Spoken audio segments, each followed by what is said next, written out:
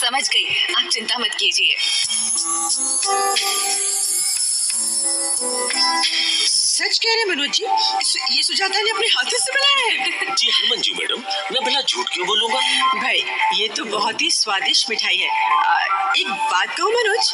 जी हाँ कहिए ना मैडम। सुजाता इतने स्वादिष्ट पकवान बनाती रही तो तुम जल्द ही मोटे हो जाओगे। कहा मैडम जी, ये तो बहुत कम खाते हैं। अच्छा आप कुछ और लीजिए ना मैडम। नहीं ये बस खा चुकी मैं। और कहो सुजाता, यहाँ आकर कैसा लग रहा है? बहुत अच्छा लग रहा है मैडम जी, लेकिन मैं एक बात पूछना चाहती हूँ आपसे। हाँ पूछो सुजाता। क्या आपके स्कूल में अध्यापक छुट्टी नहीं ले सकते? अरे ये कैसा सवाल हुआ भाई? मैडम वो मैं आपको रास्ते में बता रहा था ना कि इस बारे में सुबह हम दोनों बात कर रहे थे। हाँ अरे हाँ याद आया। देखो सुजाता, ऐसा नहीं है। अध्यापकों के लिए जितनी छुट्टियां मुकर्रर हैं उन्हें वो ले सकते हैं, लेकिन वो क्या है कि उनकी अनुपस्थिति के बारे में हमारी एसएमसी के मेंबर पूछताछ कर सकते हैं और उन्हें करनी भी चाहिए। आखिर बच्चों की पढ़ाई का मामला है। फिर तो अध्यापकों से बच्चों की पढ़ाई के अलावा कोई और काम नहीं लेना चाहिए। बिल्कुल नहीं लेना चाहिए। जानती हो, हमारे शिक्षा के अधिकार अधिनियम में इसके बारे में भी मार्गदर्शन किया गया है। हाँ सुजाता। तो इसके अनुसार अधिनियम की धारा 27 में दिए गए कामों के अलावा अध्यापकों पर पढ़ाने के अलावा किसी अन्य काम का बोझ नहीं डालना चाहिए। इस धारा में कौन से काम बताए गए हैं?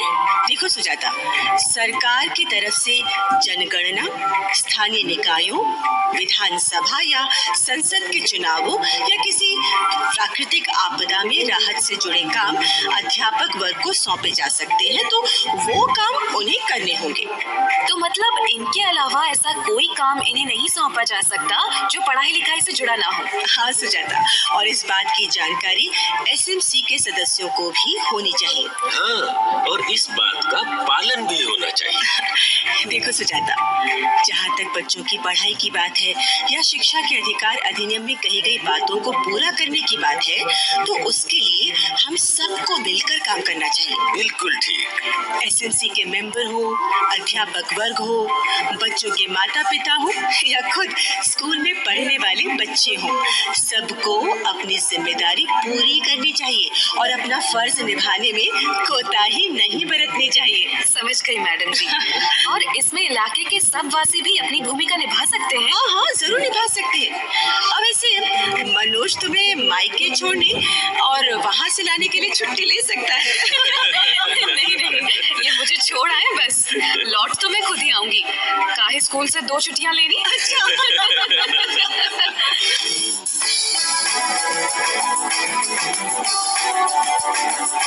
वाह विद्या बहन, बात तो पूरी तरह मेरी समझ में भी आ गई। बस फिर तो सबकी समझ में आ गई होगी। हाँ काकी, और अब एक और बात जो हम करने वाले हैं वो भी सबको अच्छी तरह समझ में आ जाएगी। जी हाँ, हम सुनवाने वाले हैं एक लोकगीत, और इस लोकगीत में फसल पैदा होने की खुशी और उमंग दिखाई गई है, और किसान चिड़िया से कह रहा है कि अभी फसल पकने तो दे, फिर तू भी अपना हिस्सा ले जाना। सुनिए ये लोकगीत। उड़ जा रे चिड़ैया मत खाए, फसल जरा पक जान दे। उड़ जा रे चिड़ैया मत खाए, फसल जरा पक जान दे। उकाए खेतन पे तू रही मंडराए, फसल जरा पक जान दे।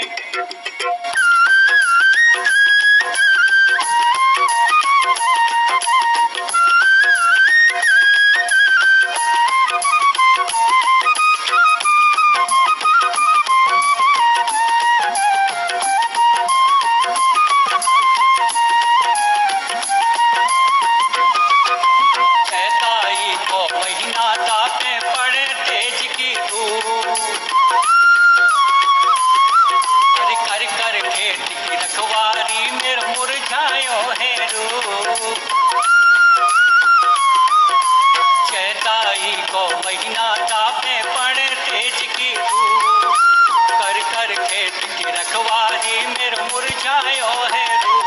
मेरी मेहनत पे, ओ मेरी मेहनत पे तरस नहीं खाए, फसल जरा पक जान दे। उड़ जा री चिड़ैया मत खाए, फसल जरा पक जान दे। तो साथियों, अब सुनिए ये संदेश।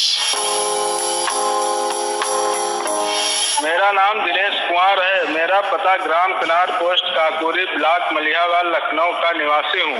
उच्च प्राथमिक विद्यालय कनार मलिहाबाद का SMC सदस्य हूँ। बच्चों की पढ़ाई ठीक ठाक होती है और जो है उनको अच्छा भोजन या जो सदस्य देखते हैं, इसमें हर बैठक जो है महीने में या हफ्ते में कराई जाती है। हाँ, टाइम से होती है, उसके हम लोग जाते हैं वहाँ। प्रधानाचार्य जी के यहाँ ठीक ठाक हैं, उनके जरिए से बच्चे जी के यहाँ पढ़ाई अच्छी होती है। और बच्चे जी के यहाँ नहीं अगर आते हैं तो घर घर जाके जो उनको बुलवाते हैं।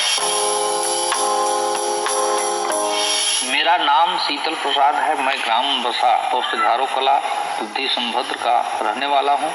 मैं पूर्व माध्यमिक विद्यालय मनवसा के विद्यालय प्रबंधक समिति का अध्यक्ष हूँ। मैंने अपने विद्यालय को अच्छे ढंग से चलाने के लिए नियमित विद्यालय प्रबंधक समिति की बैठक करता हूँ।